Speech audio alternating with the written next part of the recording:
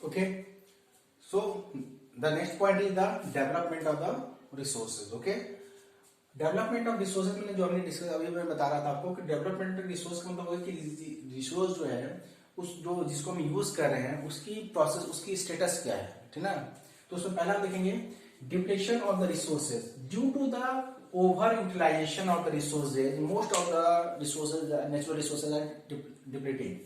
Over utilisation,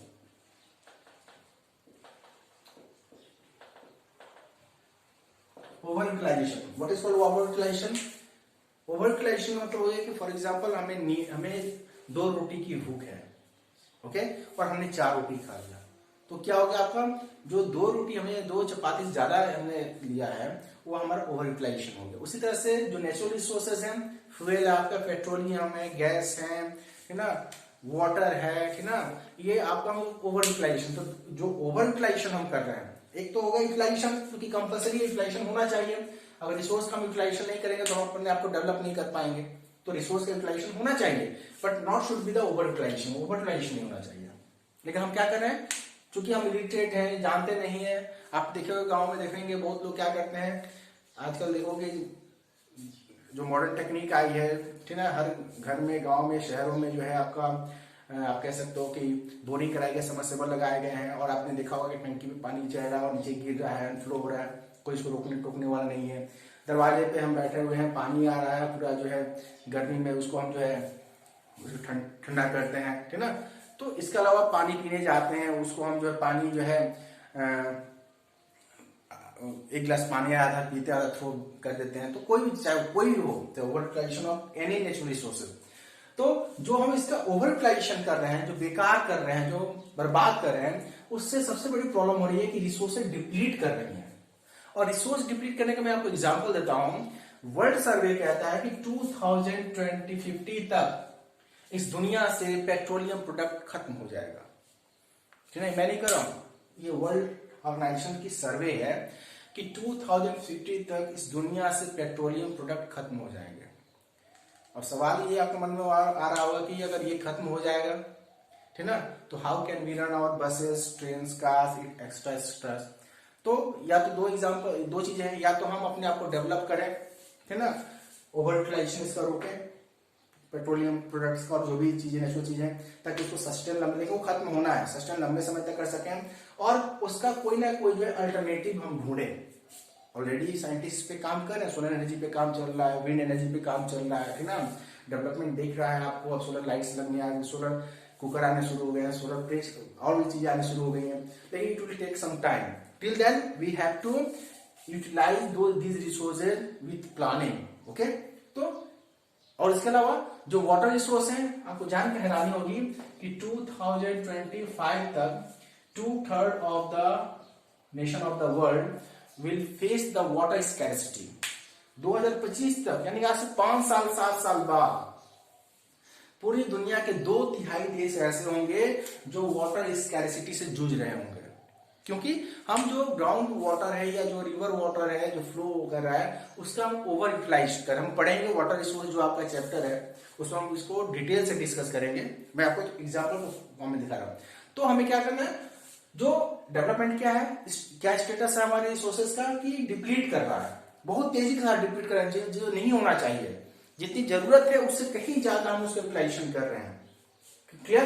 तो ये आपकी चीज हो गई। सेकंड है आपका कंसंट्रेशन ऑफ द रिसोर्सेज, और concentration where is the resources, और does all the resources will be distributed throughout the world and throughout all the places। क्या जो रिसोर्सेज हैं पूरी दुनिया में बराबर बराबर पाए जाते हैं? The answer is no और फिर नो, ठीक ना।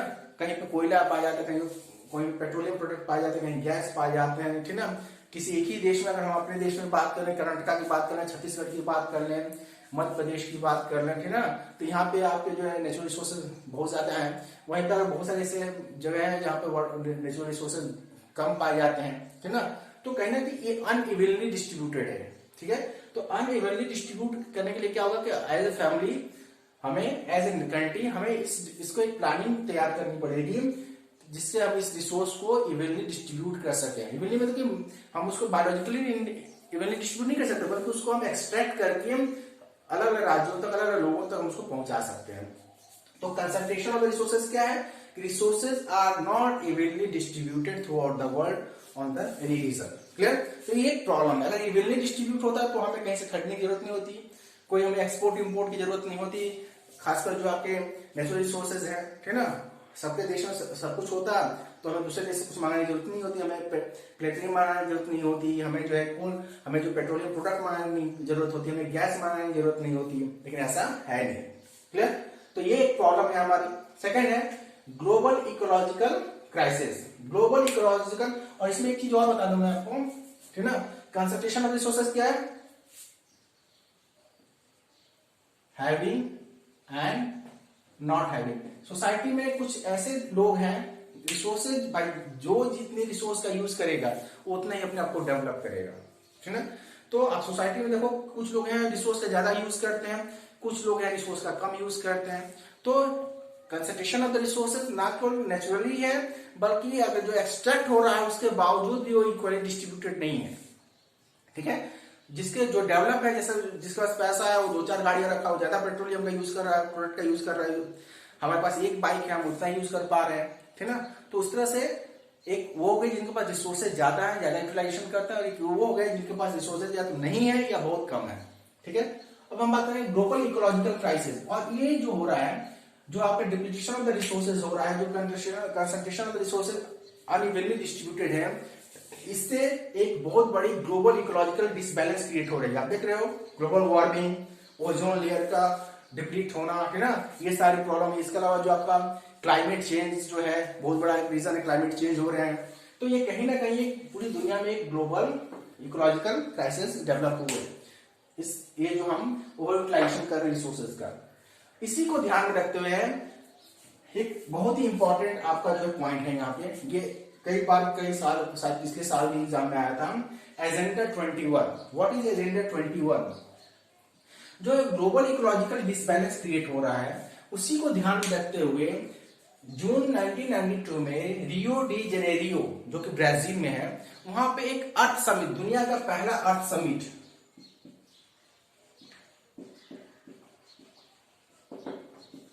क्वेश्चन आ सकता है कि where the first earth summit was held and in which country. पहला अर्थ समिट दुनिया में सबसे पहले कहां ऑर्गेनाइज हुआ?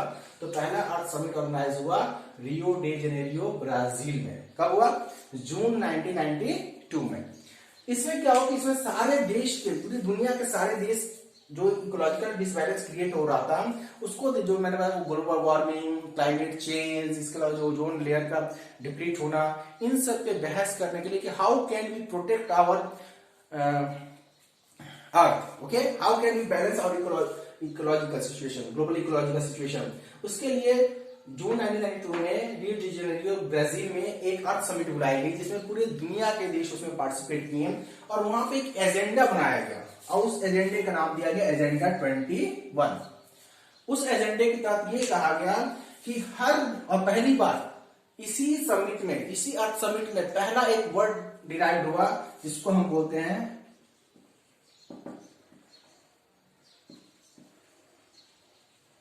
Sustainable development. पढ़ेंगे हम आगे सस्टेनेबल डेवलपमेंट क्या होता है।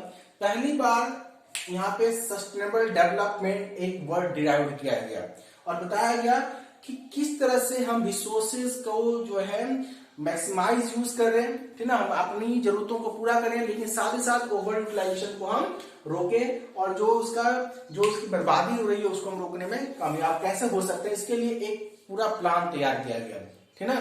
उसमें कई सारी चीजें कि हर गवर्नमेंट अपने देश में जाके फॉरेस्ट लॉ लाएगी, उसको कड़ाई से पालन कराएगी, ठीक ना। इसके अलावा जो आपके इंडस्ट्रीज हैं, जो वेस्टेज प्रोडक्ट को बाहर निकाल रहे हैं या उसको ओवर यूटिलाइज कर कैसे उसको करना, उसके लिए कानून बनाए जाए, ठीक ना। इन सारी चीजों पे जो है फॉरेस्ट लॉ, इसके अलावा और भी चीजें जैसे सॉइल कंजर्वेशन कैसे किया जाए, और भी चीजें जो है किस तरह से ग्रीन हाउस इफेक्ट को बढ़ाया जाए, ये सारी चीजें जो वहां पर डिस्कस की गई। तो एजेंडा 21 जो आपके एनसीईआरटी बुक में भी दिया गया है, आप एनसीईआरटी बुक में देखिएगा, आपका एजेंडा 21 क्लियरली डिफाइन है। तो वहां पे एजेंडा 21 जो है आपका किया गया, ये आपका वहां पे हेड हुआ था, जिसमें ये सारी चीजें बात हुई, ठीक है। लेकिन जैसा कि आप जानते हैं कि बहुत सारे देश जो हैं, जैसे फॉर एग्जांपल आपको मैं बता दूं कि दुनिया जितने रिसोर्सेज का यूज करती है उसके लगभग 60% जो आपका रिसोर्स है केवल अमेरिका खुद करता है। यानी दुनिया जितना रिसोर्स यूज करती है उसका 60% रिसोर्स केवल अमेरिका यूज करता है। ठीक है, that's why he was one of the best country. You can say कहा कि जो जितनी ज्यादा रिसोर्स को यूज करेगा उसका डेवलपमेंट उतना ही होगा। और वो रिसोर्स इसलिए यूज कर पा रहा है क्योंकि वो टेक्नोलॉजी एडवांस है, उसको इकोनॉमी बहुत अच्छी है ना, इसलिए उसको यूज कर पा रहा है। फॉर एग्जाम्पल आपके किसी के पास पैसा नहीं है, उसके दरवाजे पे मिलेगा कार खड़ा कर दूं, क्या वो चला पाएगा? नहीं। कब चला पाएगा? जब उसके पास पैसा होगा, और पैसा होने के साथ साथ उसको चलाना आता होगा, ठीक है, तो उसको यूज कर पाएगा। तो अमेरिका के पास क्या है? टेक्नोलॉजी भी है और उसके पास इकोनॉमी भी है। दैट्स वाई वो दुनिया का 60% जो है रिसोर्स को खुद यूज करता है, बाकी 40% में पूरी दुनिया यूज करती है। ठीक है, तो इसका मतलब क्या होगा कि वो सबसे ज्यादा यूटिलाइजेशन कर रहा है, तो सबसे ज्यादा इकोलॉजिकल डिस्बैलेंस क्रिएट करने उसका भी हाथ है। ठीक है, तो कहीं ना कहीं, ठीक ना, जो एजेंडा 21 लागू किया गया था, इन सारे देशों को महसूस हुआ कि अगर हमने इस पर ध्यान नहीं दिया तो इकोलॉजिकल डिस्बैलेंस क्रिएट होगा, जिससे अर्थ को बचाना मुश्किल हो जाएगा। ठीक है, तो ये आपका एक पॉइंट आएगा कि सस्टेनेबल डेवलपमेंट जो है यहाँ से क्वेश्चन आता है। तो यहाँ पे ये आपके जो टॉपिक क्लियर हो गए यहाँ पे। अब हम जो बात करेंगे sustainable development, what is called sustainable development, जो यहाँ से डिराइव्ड हुआ। तो डेवलपमेंट शुड टेक प्लेस, ठीक ना, not at the cost of environment and the needs of the future generation. यानी कि सस्टेनेबल डेवलपमेंट क्या हो गया कि use the resources such a way that we can satisfy our need but at the same time we can conserve the resources for our coming future. That is called sustainable development. यानी कि resources को इस तरह से planning के साथ use करना कि हम अपनी जरूरतों को भी पूरा कर पाए और आने वाली जनरेशन के लिए बचा भी पाए। That is called sustainable development. तो सस्टेनेबल डेवलपमेंट से क्वेश्चन आता है आपका, ठीक है, तो what is called sustainable development, ठीक ना, किसे कहते हैं? तो क्या मैंने बताया आपको कि प्रोसेस, ठीक ना, जिसमें हम एक प्लानिंग बनाते हैं कि हम अपनी जरूरतों को, हम रिसोर्सेज को यूज करें, ठीक ना, इस तरह से यूज करें कि हमारी जरूरतें भी पूरी हो जाए और हम अपनी फ्यूचर जनरेशन के लिए एनवायरनमेंट को ध्यान में रखते हुए हम अपनी जरूरतों को भी पूरा करें और फ्यूचर के लिए बचा लें। इसी को सस्टेनेबल डेवलपमेंट कहते हैं कि हमारा डेवलपमेंट हो, सस्टेनेबल डेवलपमेंट हो गया। ये क्लियर? तो ये टॉपिक आज आपका यहाँ पे क्लियर होता है। तो आज मैंने, अब इसके बाद फिर इस टॉपिक के बाद जो है आप क्वेश्चन पुट अप करेंगे, क्वेश्चन नंबर 1, 2, 3, ठीक है। तो for today I am going to stop this lecture here, okay. मैं उम्मीद करता हूं कि आपको समझ में आया होगा। कुछ भी समझ में नहीं आता, you are not getting anything, okay, all of you know my personal WhatsApp number 9670283571। यहाँ पे आप कांटेक्ट करके अपने क्वेश्चन क्वेरी को क्वेरी कर सकते हैं, ठीक है। जैसा मैंने कहा कि मैं फिर इसको जो है फिर से रिपीट नहीं करने वाला, इसलिए मैं इतना लंबा टाइम ले रहा हूं। मैं जानता हूं कि तो नोट्स आपको तैयार करने हैं, खुद करने हैं, क्वेश्चन आप नोट्स बनाने हैं, उसके नीचे आपको क्वेश्चन फॉर्म करने हैं, क्वेश्चन का आंसर उसी को, चूंकि क्वेश्चन का आंसर ऑलरेडी लिखा जा चुका है तो आपको क्वेश्चन फॉर्म करेंगे। जब आप क्वेश्चन फॉर्म करना जाएंगे तो पर्टिकुलर आपको आंसर आएगा ही आएगा, ठीक है। और लास्ट में जब ये कंप्लीट होगा तब मैं आपको एनसीईआरटी सॉल्यूशन दूंगा, ठीक है। एनसीईआरटी सॉल्यूशन में आपको दूंगा, वो आप करेंगे, लास्ट में करेंगे, ठीक है। जहां तक इसमें मैपिंग भी आएगा, मैप आएगा, मैप कैसे हम फिलअप करेंगे मैं बताऊंगा आपको। मैप के लिए आपको क्या करना है कि आपको व्हाइट पेज लेना है, उस पर मैपिंग करनी है और उसको एक पेज पे जहां पे रिलेटेड टॉपिक आप डिस्कस कर रहे हैं उसके लेफ्ट साइड में या राइट साइड में आप उसको पेस्ट कर देना है या पंच कर देना है, क्लियर। आपको ऐसी कॉपी खरीदने की जरूरत नहीं है जो वन साइड ब्लैंक हो, वन साइड जो है 2 लाइन्स हो, ऐसी खरीदने की जरूरत नहीं है, ठीक है। तो ये आपके आज के टॉपिक हुए 25 का। कल मैं आपको डिस्कस करूंगा 26 का। तो मैं जैसा कहा कि आपका डेट वाइज यहां से कंप्लीट होता है, लाइन ड्रॉ करोगे, फिर लिखोगे डेट 26 4 और उसके बाद अगला नोट तैयार होगा, क्लियर। सो आई होप आपको चीजें समझ में आई होंगी। अगर नहीं समझ में आई, if you are not getting anything, okay, please you can query me. Thank you and जय हिंद।